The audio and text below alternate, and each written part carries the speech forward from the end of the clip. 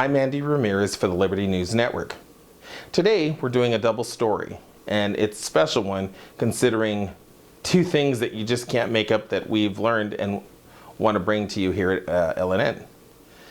The first is an update on the Border Patrol agent Jesus Diaz Jr. case. And the second is something you have to see to believe and hear to believe.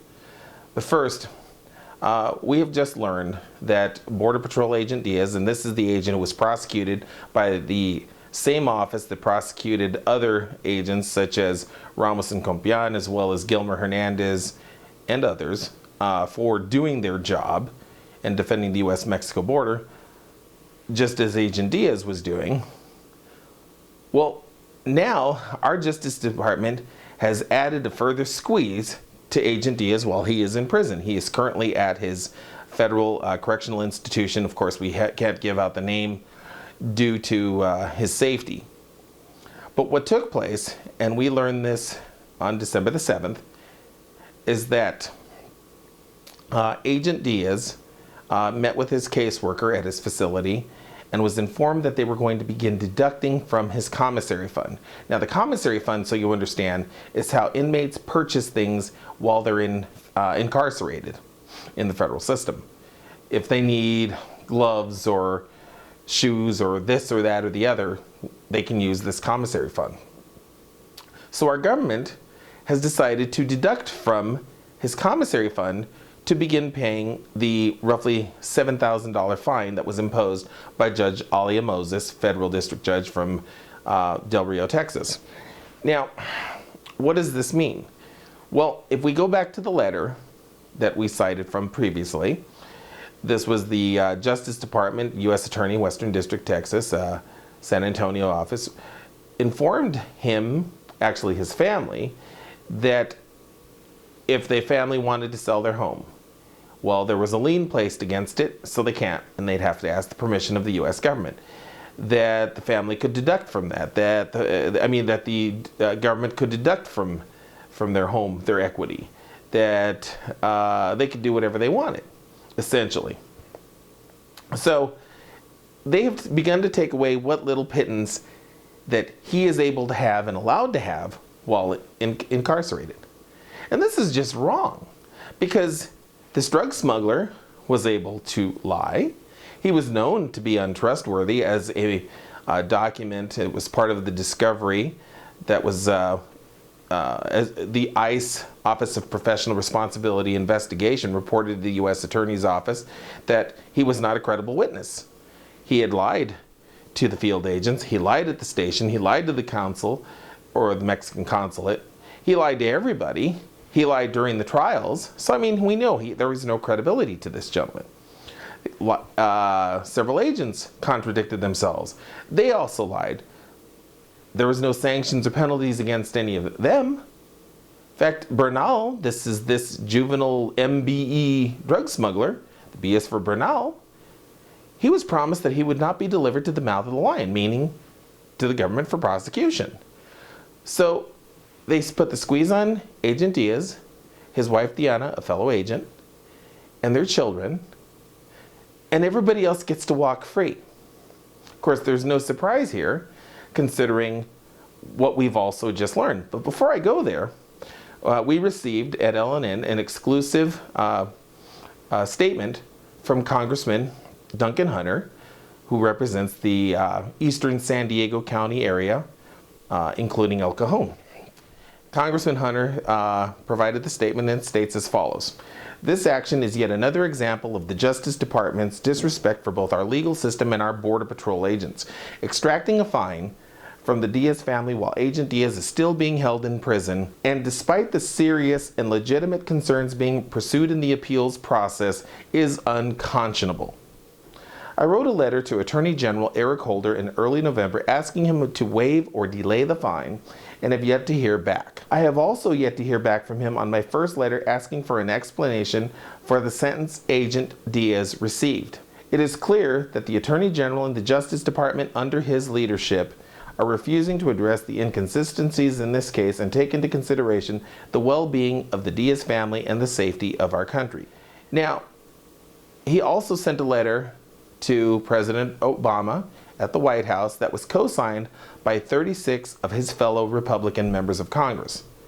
Now you have these 3 letters, this statement here, and there are others around the country who have also been chiming in with statements, and yet what we find is the Justice Department, in their corrupt sense of wisdom, has felt it's okay for our agents, our law enforcement officers, to be prosecuted for doing their job while drug smugglers walk. But now we learn that the Justice Department's U.S. Drug Enforcement Administration has been laundering money for the drug cartels. The New York Times did a story on the DEA's laundering of funds for the cartels. And let me cite from some of this article.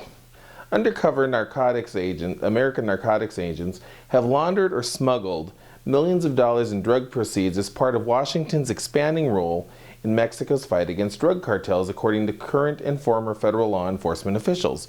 These agents, primarily with the U.S. Drug Enforcement Administration, or DEA, have handled shipments of hundreds of thousands of dollars in illegal cash across borders, those officials said, to identify how criminal organizations move their money, where they keep their assets, and most important, who their leaders are. They said agents had deposited the drug proceeds in accounts designated by traffickers or in shell accounts set up by agents. The officials said that while the DEA conducted such operations in other countries, it began doing so in Mexico only in the past few years. These high-risk activities raise delicate questions about the agency's effectiveness in bringing down drug kingpins, underscores diplomatic concerns about Mexican sovereignty, and blurs the line between surveillance and facilitating crime. As it launders drug money, the agency often allows cartels to continue their operations over months or even years before making seizures or arrests. Another former agency official who asked not to be identified speaking publicly about delicate operations said, "My rule was that if we are going to launder money, we better show results. Otherwise, the DEA could wind up being the largest money launderer in business, and that money results in violence and deaths." Now, they're allowing these guns.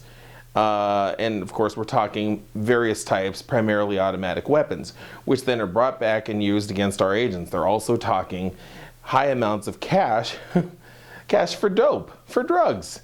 Now, it leads me to come back again to the Diaz case and to these other cases, such as Ramos and Compian, such as Gary Brugman, such as David Sipe, Gilmer Hernandez, because you have these illegal alien criminals, primarily drug smugglers, dopers, narco-terrorists, narco-traffickers, whatever name you want to give them, but these individuals are able to bring this across and face no consequences. It's the agents who get prosecuted for doing their jobs, and meanwhile, the Justice Department, who allows the dope to come north and the cash transactions to take place, they launder the money, they give them the guns, they're basically all but giving them free passes, or gold ticket rides, if you will, and our people are dying.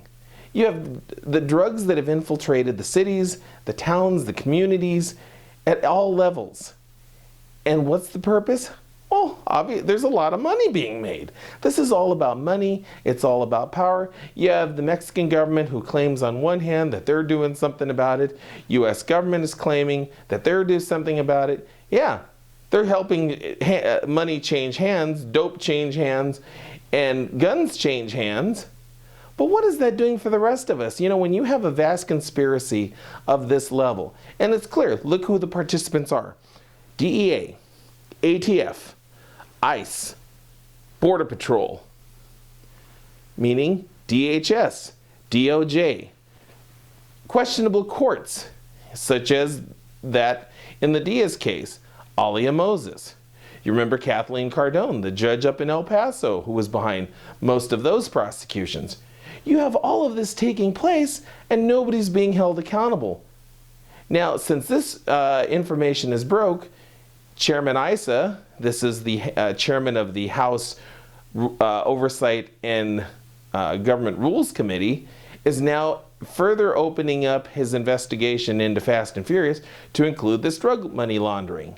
we're going to stay on this as long as it takes, because there's clearly something that, as bad as it was when we first brought you the Brian Terry murder story to begin with, and the Jesus Diaz story to begin with, has clearly grown far worse. We're finding something that stinks to high heaven here, or stinks to high hell, whichever way you want to say it.